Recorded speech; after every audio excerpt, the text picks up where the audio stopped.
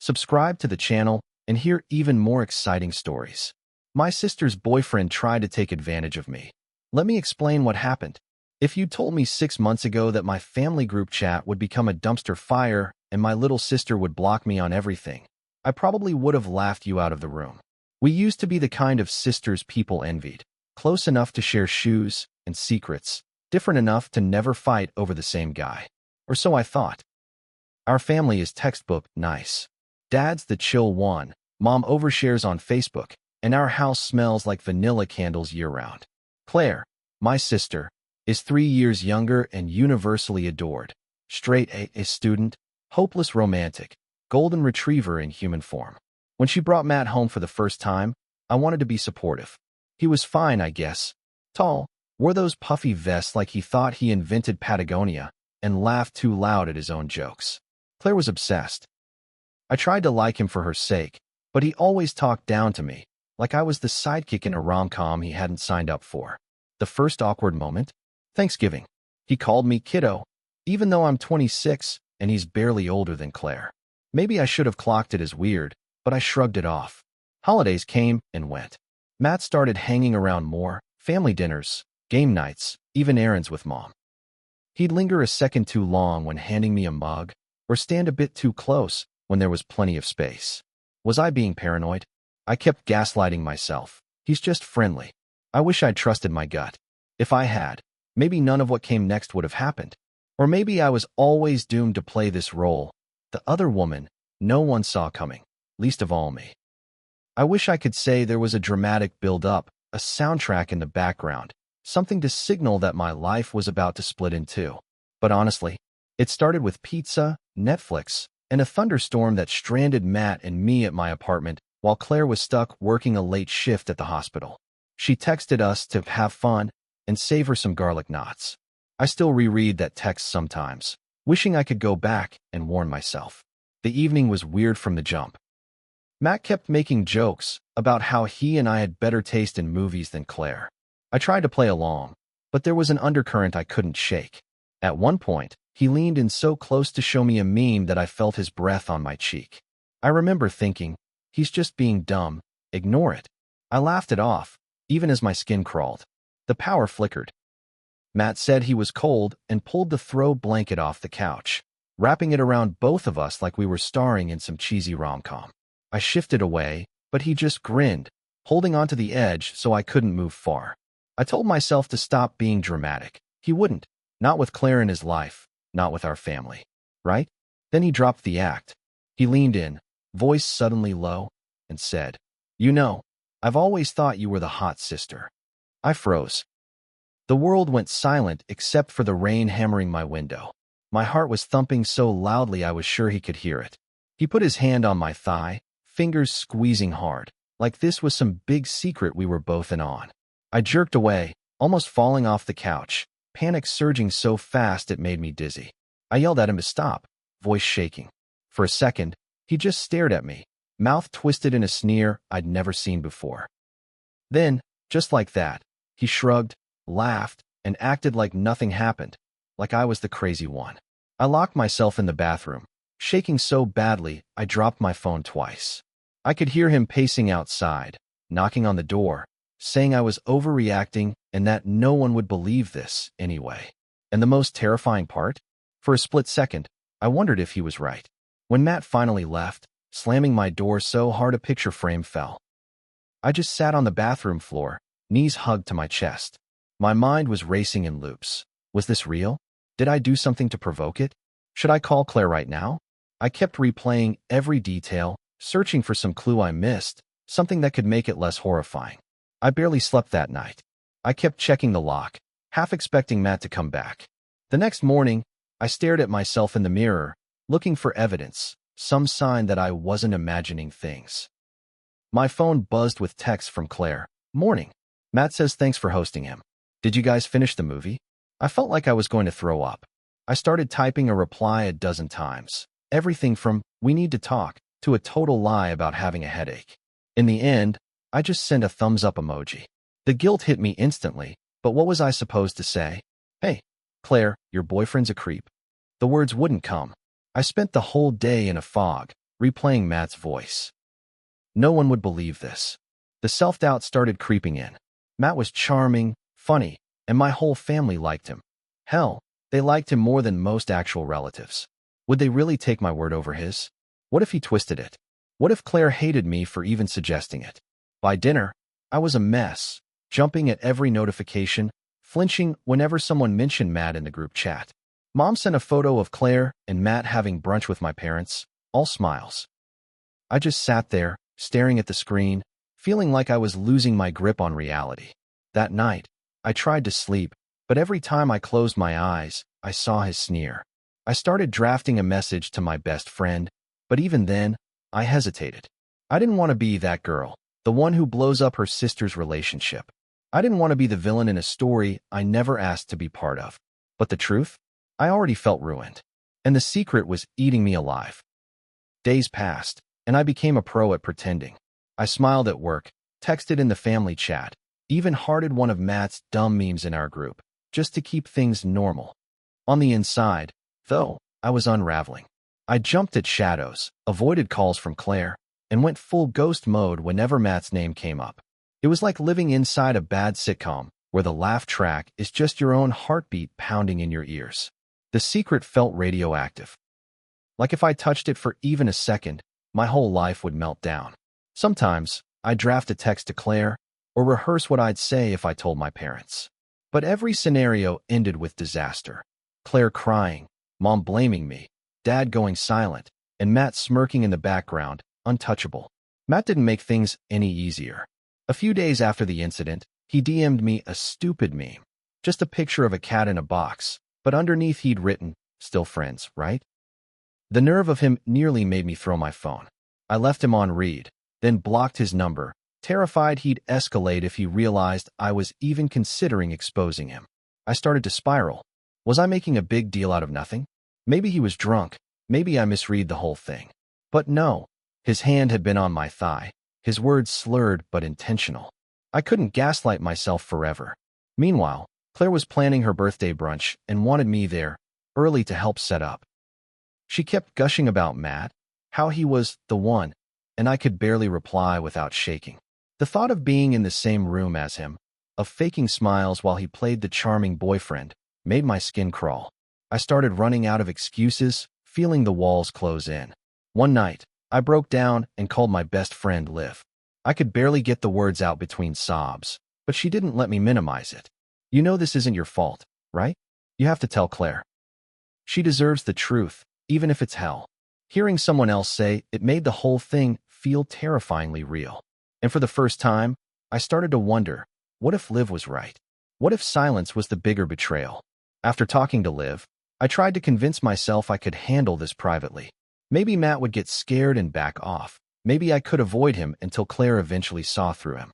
But maybe is a terrible plan. The closer Claire's birthday brunch got, the more trapped I felt.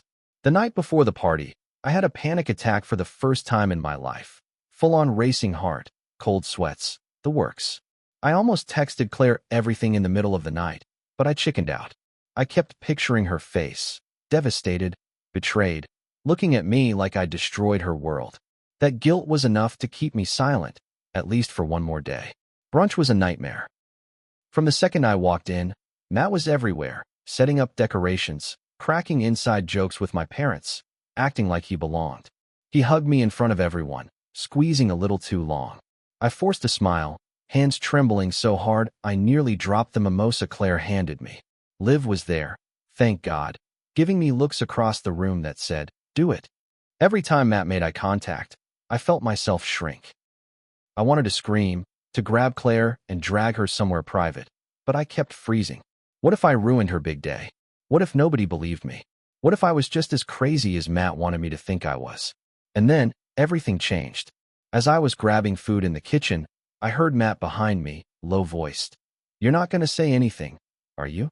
It'd be your word against mine. Claire would never believe you." He smirked, glancing toward the living room, as if daring me to cause a scene. My stomach flipped. I was done being scared, but I was still outnumbered. Unbeknownst to Matt, Liv had overheard the last bit, her eyes wide, jaw clenched. Later, she pulled me aside, her voice steely. You need to tell Claire. I'll back you up. He's not untouchable. Hearing that made something inside me snap. For the first time, I realized I wasn't alone. My hands still shook, but the shame was starting to turn into something new. Anger. Maybe it was finally time to stop letting fear decide everything. Liv's support was the crack that let the truth finally spill out.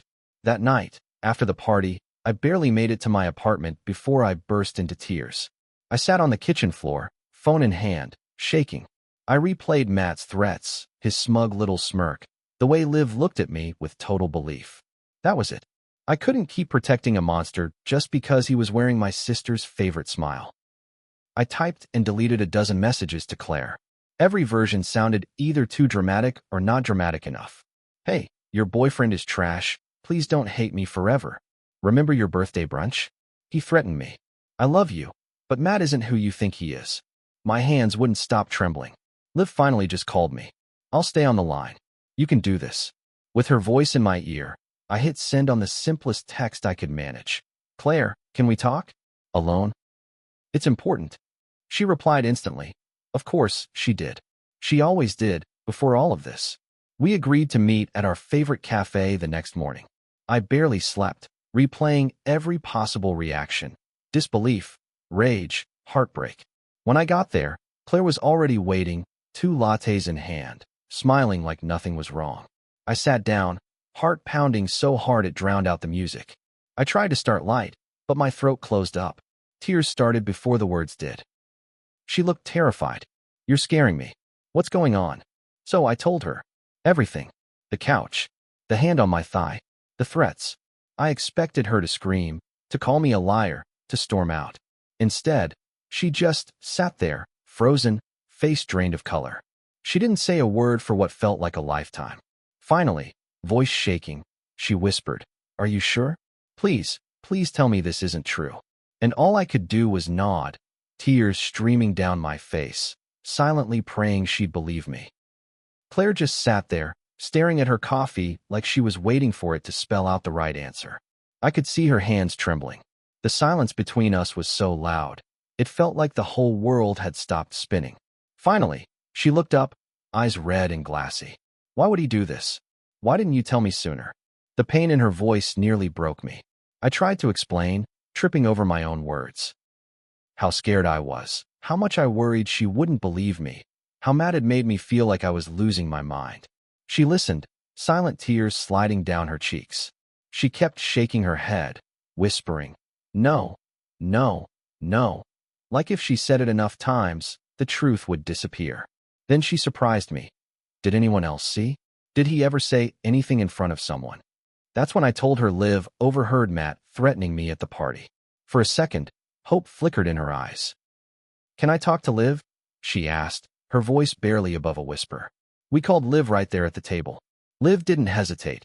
She told Claire everything she'd heard, her voice steady and angry. As she spoke, Claire's expression changed.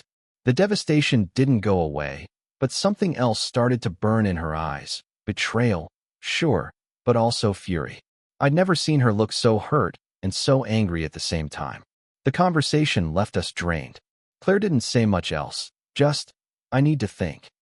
She walked out of the cafe without hugging me, without even looking back. Watching her go, I felt hollowed out, like I'd detonated a bomb and was waiting for the dust to settle. I texted her a dozen times that night, but she didn't respond. My parents called, worried about her. She'd shown up at their house, barely speaking, eyes swollen from crying. I kept thinking, I did the right thing, didn't I? Then why did it feel so much like losing everything? The days after our cafe talk felt like living in a fever dream. Claire didn't answer my texts, and when I called, it went straight to voicemail. I kept checking social media for any sign of her, nothing. Meanwhile, the family group chat was weirdly quiet. Even my parents seemed on edge, messaging just to ask if I'd heard from Claire or if I knew what was going on. I just kept saying, give her space.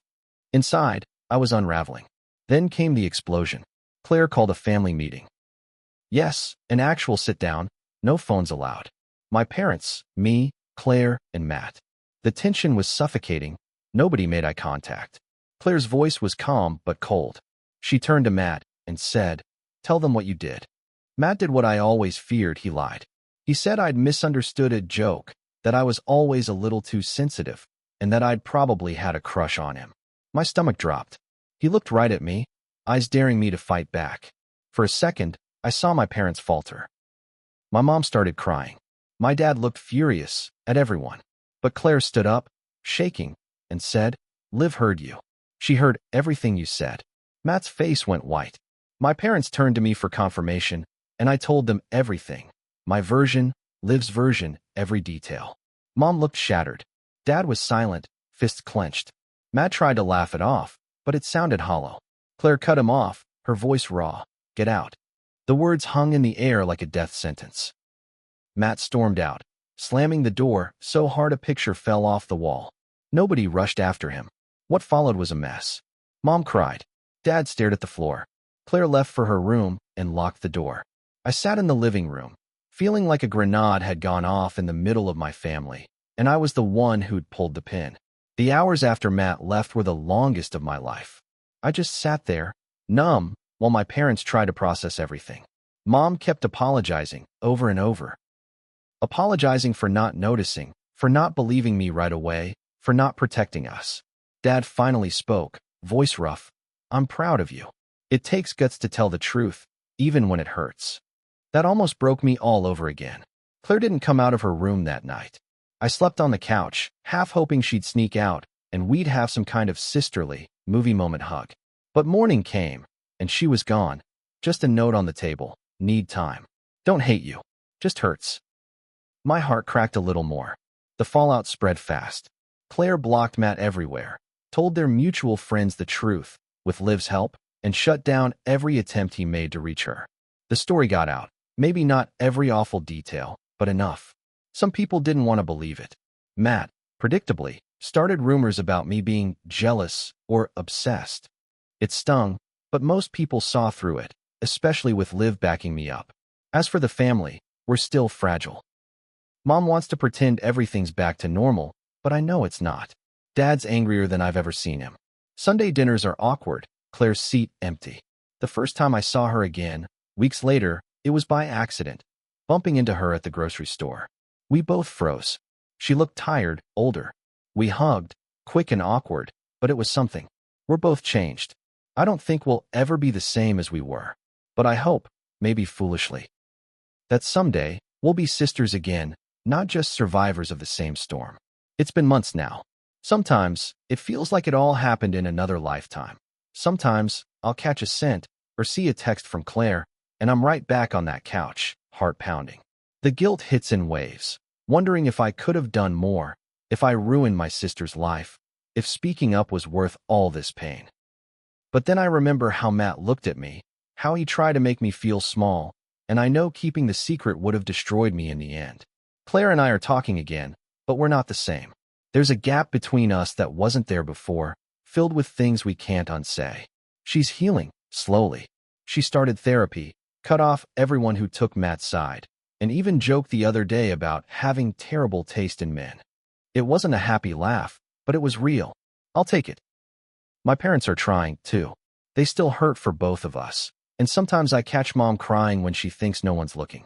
Dad's become even more protective, but I think he finally understands that family doesn't mean ignoring the ugly parts. If anyone reading this is in a similar situation, here's what I wish someone had told me. Your truth matters, even if it explodes everything. You are not responsible for someone else's evil, no matter how much they try to blame you or twist the story. Find your people, hold on to them, and don't let shame make you silent. It might not be a happy ending, at least not yet, but it's an honest one. And sometimes, that's enough to start healing.